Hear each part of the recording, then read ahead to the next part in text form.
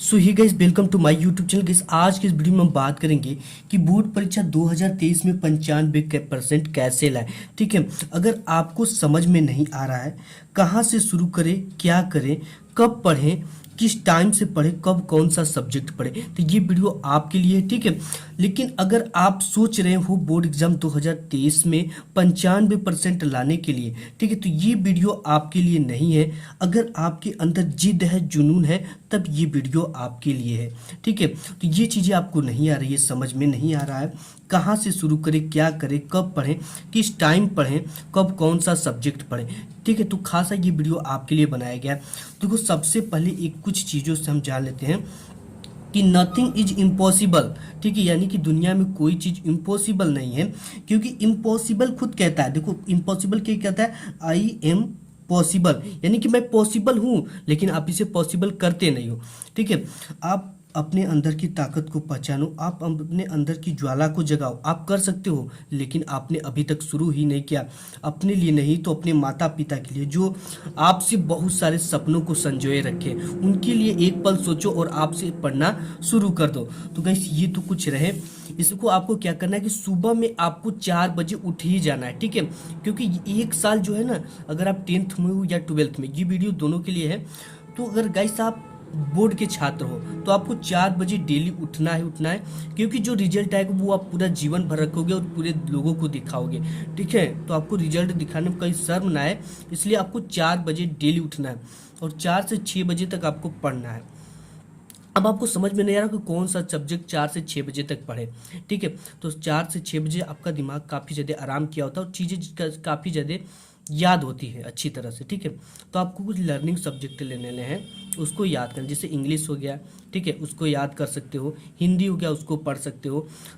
ये आपके फिजिक्स हो गए, सोशल साइंस, इसके बहुविकल्पी प्रश्न आप पढ़ सकते हो। ठीक है, और शाम में कौन से सब्जेक्ट पढ़ने? ठीक है, शाम में अगर 7 से 8 तक आप पढ़ते हो तो आपको साइंस पढ़नी है। ठीक है, और 9 से 10 में आपको क्या करना है? 9 से 10 में आपको मैथ पढ़ना है। अगर आपको नींद नहीं लगती, ठीक है, रात में मैथ पढ़ने का फायदा है कि आपको नींद नहीं लगेगी।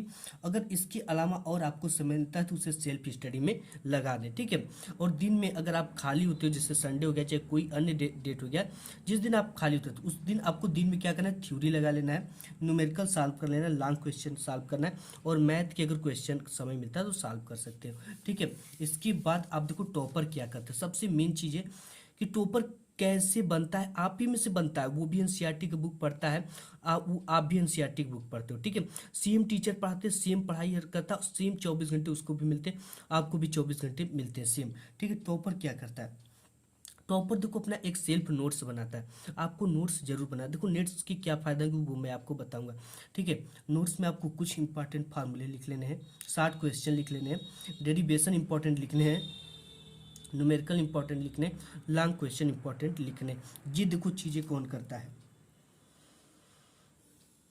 ये चीज़ें एक टॉपर करता है। ठीक है, तो अगर आपको टॉपर बनना है तो ये चीज़ें करना ही करना पड़ेगा। अगर नहीं करोगे तो फिर आपको टॉपर नहीं बन पाओगे। ठीक है, क्योंकि ये जो चीज़ें नोट्स आप बनाओगे तो ये फ़ायदा कब देगा? ठीक है, ये फ़ायदा बोर्ड एग्जाम के समय देगा, जब आपके बोर्ड एग्जाम काफ़ी ज़्यादा नज़दीक हो जाते हैं। तो ये क्या रहेगा? आपके हाथ के द्वारा बनाई रहेगी, आपके शब्दों में बनाया गया नोट्स रहेगा, और आपके द्वारा अपने लैंग्वेज में यानी चीज़ों को जल्दी समझ पाओगे आप। ठीक है, क्योंकि हाथ के आपके शब्दों में बनाया गया नोट्स, आप उसे एक बार देखोगे तो पूरा रिवीजन हो जाएगा। फिर आप एग्जाम नज़दीक आ जाएगा, मोटी सी बुक लेकर रिवीजन करोगे, तो ये इम्पॉसिबल है। ठीक है, तो एक अपना सेल्फ नोट्स यानी 60 नोट्स बनाओ, जिसमें important formula, 60 question, derivation, numerical long question आप जो पढ़ते हो क्लास में, ठीक है, उसी को आकर उस जो आप बनाए हो साफ सुथरा नोट्स, उसी में नोट करो और देखो कि मुझे कितना याद है। तो ये चीज़ें टॉपर करता है। नेक्स्ट टॉपिक देख लेते हैं। टॉपिक है गाइस, लक्ष्य को निर्धारित करना। ठीक है, लक्ष्य निर्धारित करना बहुत ज़्यादा इंपॉर्टेंट है। आप लक्ष्य बनाओ तो 90-95% की बनाओ, क्योंकि अगर आप बहुत डिमोटिवेट होकर गिरते हो तो आपका 90 से कम नंबर ना आए। ठीक है, आप एक प्रतिज्ञा करो यार कि मैं बोर्ड परीक्षा में 95% लेकर आऊँगा, चाहे कुछ भी हो जाए, चाहे जितनी भी मेहनत करनी पड़े, मुझे 95% लाने से कोई रोक नहीं सकता। क्योंकि जब आप लक्ष्य बनाओगे ना, तभी उसके आप अनुरूप काम कर पाओगे, अदरवाइज उसके अनुरूप नहीं चलोगे। आप देखो, अगर एक ड्राइवर क्या करता है, एक बस को उसके एक लक्ष्य तक ले जाता है, अगर उसी बस को बिना ड्राइवर के छोड़ दिया जाए तो बताओ बस कितनी दूर तक जाएगी? कुछ दूर तक जाएगी, उसके बाद कहीं इधर उधर रुक जाएगी। ठीक है, तो आप एक लक्ष्य बना लो। इसके बाद जो नेक्स्ट पॉइंट है हमारा वो है, वो नेक्स्ट टॉपिक है कि स्कूल, कोचिंग, ऑनलाइन क्लासेस आप जो भी करते हो, ठीक है, स्कूल जाते हो, कोचिंग जाते हो, ऑनलाइन क्लास लेते हो, इनको क्या करना है, रेगुलर करना है। ठीक है, ये नहीं कि एक दिन ऑनलाइन क्लास ले लिए, फिर एक दिन यार कोचिंग में चले जाते, फिर एक दिन स्कूल में चले जाते, ऐसे नहीं करना। जो भी आप करो, स्कूल चाहे कोचिंग, ऑनलाइन क्लास है, उसको रेगुलर लो। ठीक है, क्योंकि रेगुलर लोगे तभी आपको फायदा करेगा। और अब कहाँ से शुरू करें, कहाँ से पढ़ें, कैसे पढ़ें, ये चीज़ें आपको बहुत ज़्यादा कन्फ्यूजन है। अब थोड़ी सी हम नज़र डालते हैं कि अगर आपके स्कूल में अवकल समीकरण चल रहा है, ठीक है, और स्कूल में, कोचिंग में समाकलन के अनुप्रयोग चल रहा है, और आप पाठ 1 पढ़ रहे हो, ठीक है, तो देखो अगर ऐसा करोगे आप तो न घर की होगे न घाट के। ठीक है, मतलब कि धोबी के कुत्ते हो जाओगे। यहाँ पे न घर के न घाट के। तो आपको देखो करना क्या है, जो अवकल समीकरण आपके स्कूल में चला है चाहे कोचिंग में चला है, मान लो कोचिंग में अवकल समीकरण चला है, ठीक है, तो इसको भी आपको पढ़ना है, और समाकलन के अनुप्रयोग इसको भी पढ़ना है। ठीक है, इसको लेकर चलना है, और आपको पार्ट 1 से शुरू नहीं करना। अगर ये चीजें आप करते हो तो ये गलत करते हो। ठीक है, अगर अवकल समीकरण कोचिंग में पढ़ाया जा रहा है, समाकलन के अनुप्रयोग स्कूल में पढ़ाया जा रहा है, तो आपको इसको भी पढ़ना है, इसको भी पढ़ना है। ठीक है, या तो इसमें से किसी एक को पढ़ना है, लेकिन अगर आप अपने से पार्ट 1 शुरू कर दोगे तो ये करोगे तो आप न घर के होगे न घाट के होगे। इसके बाद जो नेक्स्ट पॉइंट है वो क्या है, आपकी ये कोशिश होनी चाहिए बोर्ड एग्जाम में से पहले, ठीक है, कि लिख लिख कर याद करने की कोशिश करना। अगर आप याद करते हो तो आपको क्या करना है, लिख लिख कर याद करने की कोशिश करना। ये इसलिए करना, मैं इसको इम्पोर्टेंट फायदा बताता हूँ। ठीक है, आपकी ये कोशिश होनी चाहिए कि जो भी आप याद करें, लिख लिख कर याद करें। अब इससे फ़ायदा क्या होगा कि जो चीज़ें होगी आपको लंबे समय तक याद रहेगी, आपकी हैंड राइटिंग सुधर जाएगी, जो कि बोर्ड एग्जाम में प्लस पॉइंट है। ठीक है, और प्लस पॉइंट है, और आपको अच्छा भी नंबर भी मिलेगा और देखने में अच्छा लगेगा।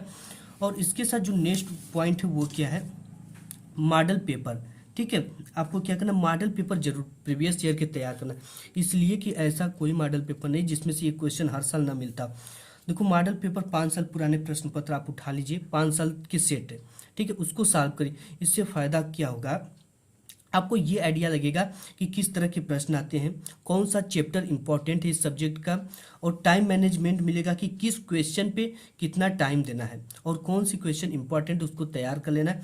और ये जब चीज़ें कर लेते हो आप ना, तो आपके अंदर की जो डर वो खत्म हो जाएगा। और साथ ही साथ अगर ऐसा करते हो आप तो लिखावट भी आपकी अच्छी याद रहेगी।